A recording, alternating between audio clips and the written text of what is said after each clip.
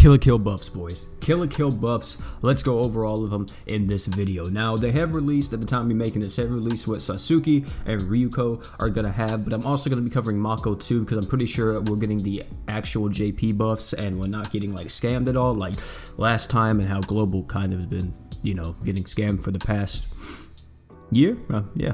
So we have Ryuko with her newly buffed thing. So we're going to cover everything about her because, of course, you know, most of you guys probably never even knew these units existed, or you just now started playing. So yeah, I mean, you wanted to play because the crossover, you heard about it, whatever. So let's talk about it. So Ryuko, of course, the main MC from what I know of Kill la Kill. Her skill is 2,200% fire damage physical, increased BE output from own skill by 50%, 8-second cooldown, 1200 break. Normal art is 16,000% dark damage. I said dark. What the 16,000% fire damage physical, increase own attack by 200% and reduce skill CT by 100% for 12 seconds. True art is 40,000% fire damage physical, increase own damage by 2,000. Bro, 200% during break and less chance of flinching for 20 seconds. Break 3,800. Her slots are 5-star physical, 5-star defense, and 4-star physical. So what was powered up from her from the last time? So if you already have Ryuko, you're gonna instantly get these buffs whenever the update drops. So yeah, you know, look forward to that. So her skill went from 1850 to 2,200. Her normal art, or not normal art, but her true art, my bad, went from 21,600% to 40,000. So definitely a huge jump. Also, she has, instead of 120% increased damage during break, she now has 200% damage during break. So that's really good. Used to, whenever Ryuko first released, she was only really good with using 2 normal arts because that just did more damage than using the true art. But now possibly the true art will deal more damage than double normal art. Also, I'm not for sure if her stats got buffed at all. You guys will have to tell me in the comment section below if they touched her stats at all, but I think her stats are left unchanged. Next we have Sasuke. So Sasuke, she is the breaker, I guess, of Kill la Kill. So of course, you know, gonna be automatically the worst unit. But let's talk about her. So her skill is 2,200% water damage physical, 8-second cooldown, 2,200 break. Her normal art is 16,000% water damage physical, increased break power by 250% during enemies' arts, break 4,000. And then her true art is 40,000% water damage physical, high chance of freezing the enemy, increase all stats element resist by 100% for 20 seconds except faint, 8,500 break. And her slots are as follows: 5-star physical, 5-star defense, and 4-star heal. So her skill went from 1,550% water damage to 2,200%. Also, her true art went from 19,800% to 40,000, and the break was buffed by 1,000 on that. It used to be 7,500, now it's 8,500. So overall, really nice buff for Sasuke.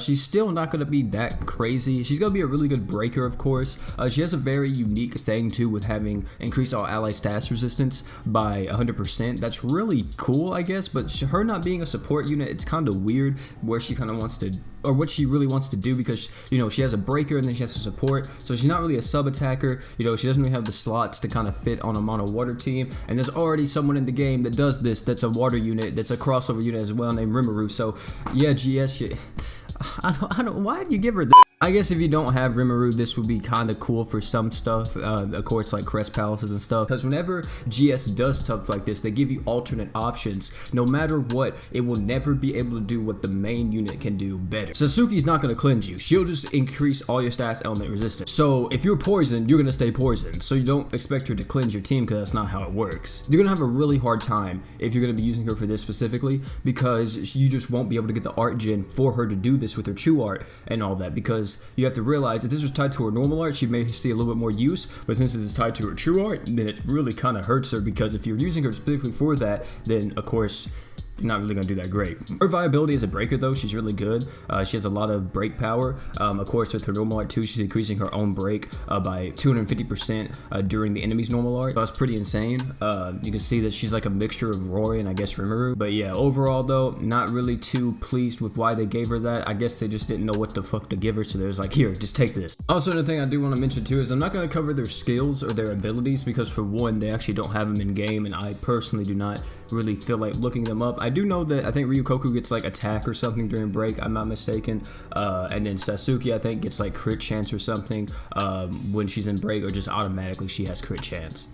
It's something like that, but yeah, I'm not really gonna cover that because it's not gonna make the units better. Like I already told you. So finally, for the last unit in this, what does she do? And that is of course Mako, which is already a fantastic support unit. She doesn't need to be touched at all, but they decide to buff her up a little bit, which personally they could have just increased her duration. That would have been perfectly fine, but they gave her a little bit more than that. So Mako's skill is 9-second cooldown, 1400% light damage physical, increase own art gauge by 5, 1k break. Her normal art's going to be 14,400% light damage physical for 10 seconds, increase own skill CT recovery speed by 120%, and increase enemies damage taken by 30%, and reduce enemies action speed by 30%, 2,200 break. And then her true art is for 15 seconds, increase all allies art gauge by 4 per second, heal all allies HP by 350 per second, and increase all allies art damage by 80%. Her true art duration extended from 12 to 15, her healing over time from 3 to 350, and then also her art damage buff from 50%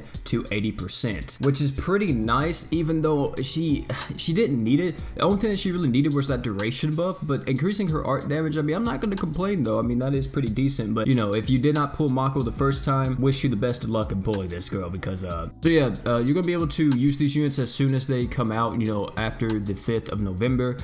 As soon as maintenance ends, you'll be able to get these units, and then not only will you be able to get them, if you already had them, they'll be instantly buffed up to what they're supposed to be. This crossover is going to last a decent bit. It's going to last until 2020 January 6th, which is really good. It's going to go into our anniversary, which if I'm not mistaken, didn't the last Killer Kill do that too whenever it came back? I could be wrong, but I think it did. So yeah, I mean, that's cool and all.